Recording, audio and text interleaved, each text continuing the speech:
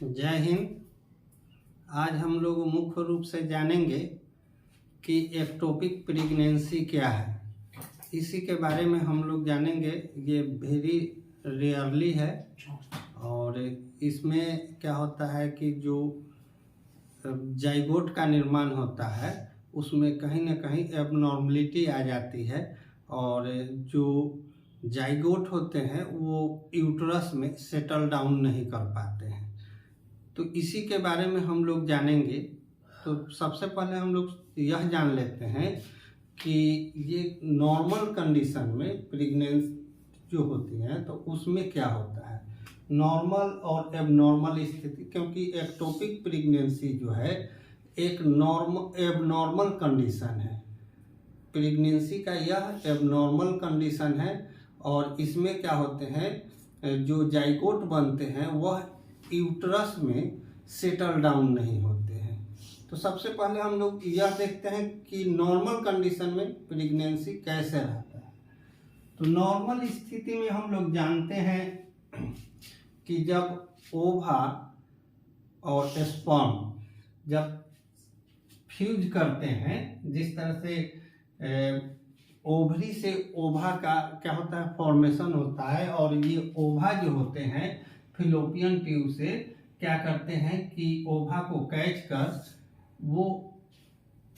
Catch करने के बाद जो स्पर्म आता है उससे वह क्या करता है, फ्यूज करता है और फ्यूज करने के बाद क्या होता है, यहाँ पे एक जाइगोट का निर्माण होता है और वो जो जाइगोट बनते हैं वह 14 दिन तक फिलोपियन ट्यूब में ही सेटल डाउन रहते हैं। फिलोपियन ट्यूब में ही रहते हैं 14 दिन तक। उस दौरान यूटेरस में प्लेसेंटा का निर्माण होते रहता है। यूटेरस जो है उसके अंदर प्लेसेंटा का निर्माण होते रहता है उस 14 दिन तक। और जब प्लेसेंटा बनकर तैयार हो जाता है तो ये जो जाइगोट होते हैं वह धीरे धीरे यूटेरस से होते हुए ये क्या होते हैं कि प्लेसेंटा में आकर, यूट्रस में आकर वह प्लेसेंटा के वाल से सट जाते हैं और धीरे धीरे वहाँ उसका डेवलपमेंट स्टार्ट होता है और यह डेवलपमेंट लगातार 9 महीनों तक चलता रहता है। इसमें बहुत सारे स्टेज हैं, तो स्टेज हम अगले वीडियो में जानेंगे। अभी हम लोग मुख्य रूप से यह जान रहे हैं कि प्रेगनेंसी जो होता है, एक्टोपिक प्रेगनेंसी को हम लोग को जानना है। अब ये नॉर्मल कंडीशन होता है प्रेगनेंसी का और जब यहाँ सेटल डाउन हो जाते हैं ये यूटेरस के अंदर जाइगोट, तो धीरे धीरे धीरे धीरे बढ़कर 9 महीने बाद एक बच्चे का जन्म होता है, इन्फेंट का जन्म होता है। तो उसमें फीटस स्टेज भी आते हैं। फीटस का 6 स्टेज है, उस स्टेज के बारे में भी हम लोग जानेंगे नेक्स्ट वीडियो में। तो यहाँ अब हम लोग यह देख लेते हैं कि एक्टोपिक प्रेगनेंसी वास्तव में एक एबनॉर्मल कंडीशन है। यह एक क्या है, एबनॉर्मलिटी है। यह रेयरली केस में पाया जाता है और इसमें क्या होता है कि जब ओवरी से ओवा और स्पर्म जब जाते हैं और फ्यूज करने के बाद क्या होते हैं, फिलोपियन ट्यूब में जो डिंब ग्रंथि होते हैं, यहाँ पर जब वो फ्यूज करते हैं जाइगोट का निर्माण करते हैं और जाइगोट का निर्माण करने के बाद प्लेसेंटा जब तैयार होता है यूटेरस में, तो वो क्या करते हैं कि नीचे नहीं आ पाते हैं।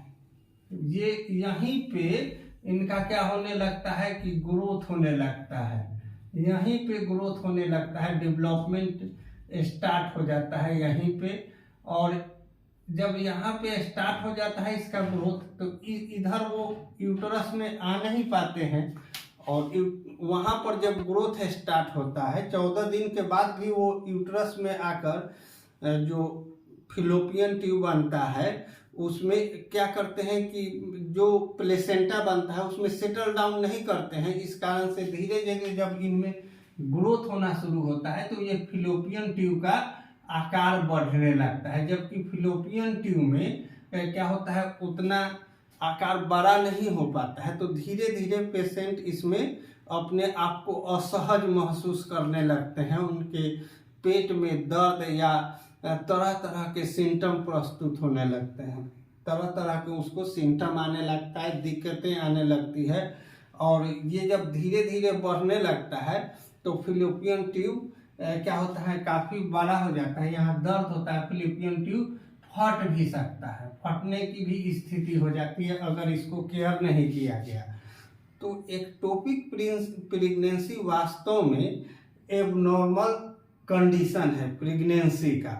अगर इस पर ध्यान दे, अगर शुरुआती दौर में जब प्रेग्नेंट होती हैं महिलाएं, उस समय अगर इस तरह की स्थितियां एबनॉर्मलिटी दिखाई दे तो तुरंत हम लोग गायनोलॉजिस्ट से मिलेंगे और वहां ट्रीटमेंट लेंगे। जब अल्ट्रासाउंड या इसके द्वारा नए उपकरणों के द्वारा जांच होगा तो ये एक्टोपिक प्रेगनेंसी का पता चल जाता है।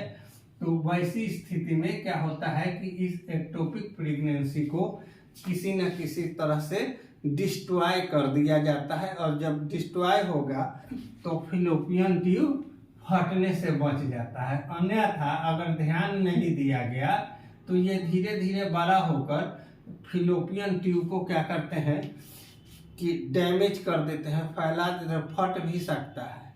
तो इस तरह से हम लोग अगर थोड़ा सा सावधानी करें, ट्रीटमेंट अगर हम लोग अर्लियर स्टेज में ले लें तो फैलोपियन ट्यूब फटने से या जो इससे पेशेंट के अंदर जो एबनॉर्मलिटी आती है उन सब चीज़ों से हम लोग बच सकते हैं।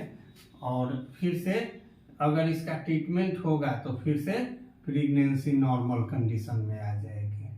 तो इस तरह से हम लोग आज मुख्य रूप से यह जाने कि एक्टोपिक प्रेगनेंसी क्या है। वास्तव में ये रेयर होते हैं, लेकिन जानना हम लोगों के लिए जरूरी है कि एक्टोपिक प्रेगनेंसी जब सामान्य अवस्था से असामान्य अवस्था में जो अलग जगहों पर अगर जाइगोट का निर्माण हो और जाइगोट का निर्माण होने पर वह समय से सेटल डाउन नहीं करे, इसी को हम लोग एक्टोपिक प्रेगनेंसी कहते हैं। तो मिलते हैं इसी तरह के नए वीडियो में, तब तक के लिए जय हिंद।